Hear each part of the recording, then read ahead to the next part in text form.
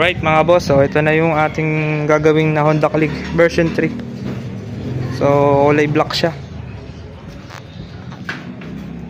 Ayan. Black po yung manibela niya, tapos nawala po yung susi. Kaya gagawin natin, magpapalit tayo ng bago. Ito yung ikakabit natin.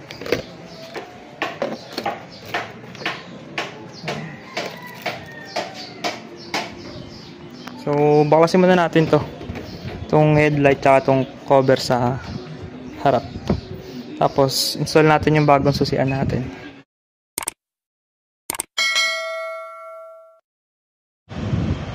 Hello mga boss amo, good day sa inyong lahat. So ngayon nga pala mga boss amo, mag-service tayo ng Honda Click 125 na version 3. So ang problema kasi ng mga boss amo, nawala po yung susi, pati yung duplicate. Tapos nakalock pa po yung Honda Click, nakalock po yung manibela. Kaya mga boss amo, hindi po madala sa mga shop or hindi po mapagawa. So pupuntahan natin ngayon dahil napanood niya tayo sa YouTube tsaka sa Facebook. Nakita niya yung mga vlog natin na nag-aayos tayo ng mga Honda Click. Kapag nawala yung susi, kahit nakalock pa yan, pinupuntahan natin yan. So in-home service natin siya. Kasi kapag Sunday lang mga boss amo, pwede tayo mag home service. Yan, every Sunday. Pero pag ibang araw kasi may pasok. Pero depende, kapag pwede kayo ng gabi, pwede naman natin puntahan. Kapag hindi naman kayo ganun kalayo sa lugar ko. So ang lugar nga pala natin mga boss amo ay Sapampalay, Bulacan. So search nyo na lang kung gaano kalayo yung Sapampalay, Bulacan sa location nyo, para kung sakaling gusto nyo ipaayos sa atin. So andito pa lang ako mga boss amo sa around Santa Maria. So dito pa lang tayo. So pupunta tayo ngayon ng Caloocan, South. Kasi doon natin gagawin yung Honda Click na version 3 na color black. So nag-usap na kami nung may-ari nun mga boss amo. Bali ang plano niya is papalitan na lang namin ng bagong susian. So meron akong dala ditong susian mga kaboss amo. Ito yung ikakabit natin sa kanya mamaya. Papakita ko sa inyo yung kakabit natin na susian.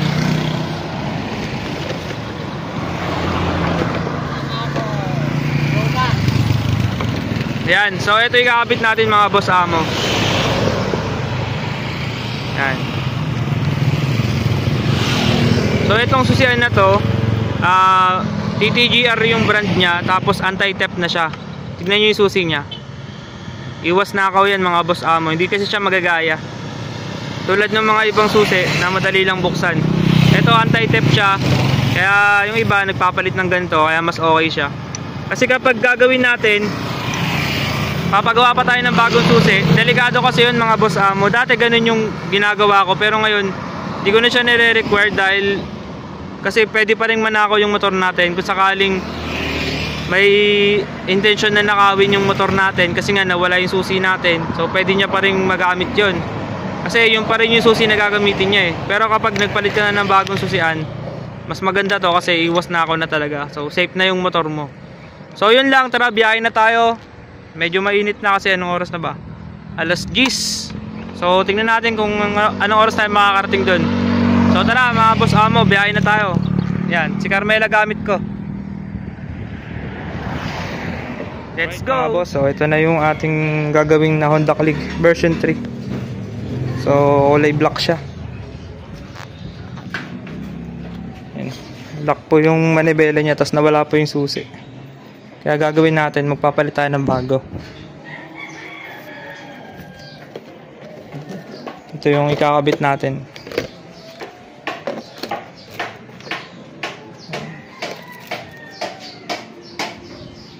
So baklasin muna natin to, itong headlight at itong cover sa harap.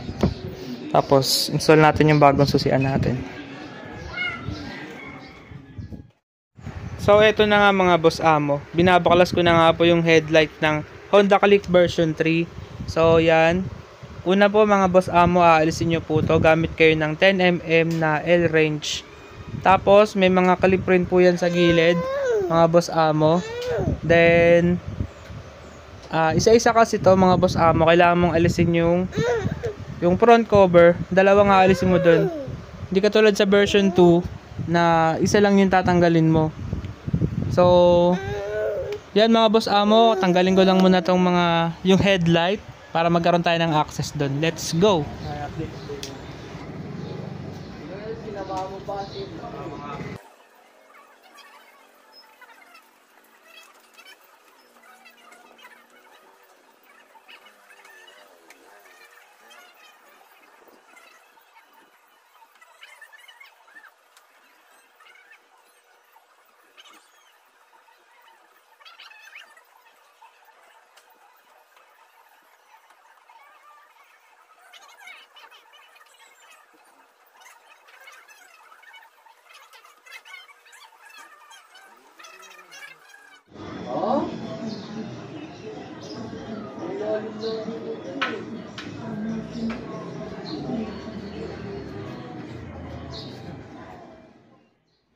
So yan mga boss amo, ito na nga po yung Honda Click na ginagawa natin. So natanggal na po natin yung headlight, pati po yung handlebar cover. Nabaklas na rin po natin yan mga boss amo. So ito po yung loob. Meron na pong nakalagay dito na relay kasi po nagpa-install na po siya ng mini driving lights. Kaya meron pong dalawang relay dito. So ito yung mga boss amo yung binaklas natin. Yan po yung headlight, tapos yung front cover niya. Ito mga boss amo. Yan. Sa version 2 wala pong ganito. Sa version 3 lang po meron nakahiwalay. Tapos ito po mga boss amo yung pinaka cover ng kanyang headlight. Tapos yung handlebar cover. Yan. Ayun po yung mga pairings na kailangan natin baklasin. Next naman po natin tong handlebar mga boss amo. Pati ito kailangan po natin siyang tanggalin para mabaklas po natin yung ignition key. So ito na mga boss amo. Tanggal na po natin yung handlebar, pati po yung pinaka batok. So dito po natin matatanggal yung ignition key. Kailangan po natin dyan mga boss amo ay Phillips screw. Pero ang ginamit ko dito yung magnetic. Kasi sa una pong bakalas nito, sobrang hirap niya tanggalin. Kasi nga po mga boss amo, meron po siyang thread lock sa loob. Kaya expect nyo na medyo mahihirapan po kayo dito sa unang baklas. Pero yan mga boss amo, tiyagain nyo lang. Matatanggal nyo din po yung stock na ignition key. So hindi ko na po tinanggal yung batok, niluwagan ko na lang po siya. Kaya naman siyang madukot. Pero pag nahirapan kayo, kailangan nyo talagang baklasin lahat para madali rin yung trabaho. Ayan mga boss amo, ito yung stock. Ayan, natanggal na po natin siya. So papalit natin yung dala natin na bagong ignition key. Ayan mga kaboss amo, pasensya na kayo kasi nakadalawang upload ako dito sa may video na to. Kasi naka-copyright yung background music. Pero hindi naman sa akin background music yun. Doon sa may sound trip ng kapitbahay ng ginagawa ko. Kaya naka-copyright. Kaya binubura ko yung video. Tapos eto, panibagong upload na naman to. Psst! Ito, panibagong upload na naman to mga boss amo. Yan. So, ayun nga. Home service ko tong customer na to. From Bulacan to South Caloocan. So sa Facebook lang niya ako message mga boss amo. Ayan, so ito na nga pala mga boss amo yung ating i-install na ignition key. Ito ay anti-theft ignition key. So ayan, anti-theft yan mga boss amo. So TTGR yung brand ng ikakabit natin na ignition key. Ayan, so ito yung on, seat, tas lock. Ayan, okay naman yung ignition key. Tina-testing muna natin bago natin isalpak para walang maging problema. At ayan mga boss amo, isasalpak na natin yan. Siyempre, ikakabit natin yung kable ng para sa... Ay, hindi, yung ano muna pala. Ayan, kable nga. So, inuuna ko yung kable bago yung socket. Yan, unahin natin yung kable, lagay natin dito. Para yan sa upuan natin pag bubuksan natin yung compartment. Yan. So dapat inuuna nyo to para hindi kayo mahirapan. Kasi kapag nakakabit na yung socket ng ignition key, minsan nahahatak. Kaya inuuna ko talaga yung kable. At mga boss amo, shoutout nga pala sa lahat ng mga nanonood sa atin hanggang ngayon. So yung dalawang nag-comment kasi binura ko. Pasensya na kayo mga boss amo dun sa dalawang nag-comment na dinilit ko yung video. So sana mag-comment na lang ulit kayo dito para ma-replyan ko kayo. Kasi talaga na-copyright tayo eh. Yan. Comment na lang kayo dyan mga boss amo. Maraming salamat sa inyong lahat. Sa lahat ng mga nanonood ng video ko. So eto mga boss amo, malapit na natin yung ma-install. Yan. So home service tayo every Sunday. Sa mga gusto magpakabit ay magpagawa, schedule natin yan. So yan, okay na mga boss amo, ipipesto na lang. Yan, so yan mga boss amo, natapos lang po natin palitan ng ignition switch tong Honda Click na version 3. So ito na siya, nagagamit na ulit siya.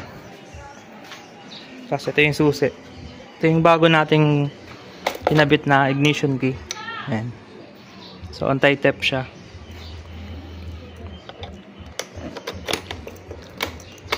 Yan.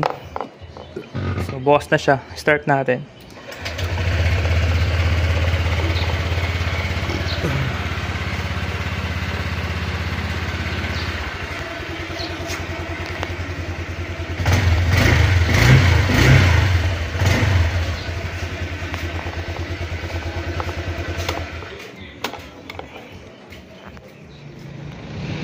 So yun na nga mga boss amo. Tapos na nga natin installan yung Honda Click na panibagong ignition key. So nakauwi na ako dito sa may Sapang Palay, Bulacan, dito sa may lugar ko. Grabe yung biyahe natin na yun mga boss amo. Sobrang solid nung biyahe na yun.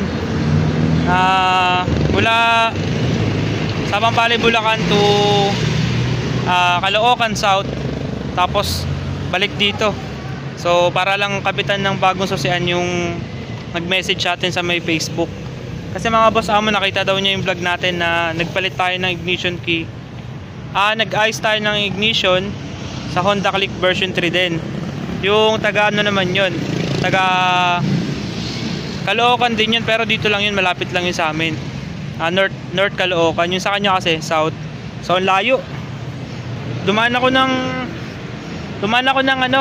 ng Marilao, May Kawayan, tapos Valenzuela para lang makapunta dun sa lugar ni boss. Sobrang bait nun mga boss amo nung ginawa natin. Ngayon nagpalit tayo ng nagpalit na lang ako ng ignition key kaysa paggawa tayo ng bagong susian. Kasi mas maganda yun mga boss amo, para iwas na ako na rin. Baka mamaya kasi napagtripan lang pala yung motor mo, so biglang may mag-trip, so kinuha lang pala yung susi mo, tapos ngayon nanakawin yung motor mo, sayang lang, di ba? Kaya yun, in-advise ko sa kanya, magpalit na lang siya ng bagong susian. So yung kinabit nga natin, yung TTGR na anti-tap na ignition key. So yun mga boss amo, sobrang solid talaga nung biyahe natin na ito. So layo, pagod talaga ako, mamaya pahinga na mamaya. Tsaka thank you rin dito kay Carmela, hindi tayo pinabayaan nito. So yun mga boss, kapag may mga gusto rin magpaayos na mga nawala na susi, mga Honda Click version 3, version 2, so kontakin nyo lang ako. Kung medyo malapit lang kayo dito sa lugar ko, sa Sapang Palay, Bulacan, pwede ko naman kayong i-home service. Yung kay boss talagang layo, buti na lang narating ko. Tapos epic pa kasi na munti na ako mahuli dun sa bandang Valenzuela. Higpit pala dun. So yun lang mga boss amo, thank you sa lahat ng sumama na mag-install ng susian dun sa Honda Click V3. Huwag nyo kalimutan pala i-subscribe yung YouTube natin mga boss amo. Tapos follow naman yung Facebook natin. Tapos yung binibenta ko palang hazard, supportahan nyo rin mga boss amo. Hazard device, nasa Shopee natin. Sarap magpahinga dito. So yun lang mga boss amo, thank you so much.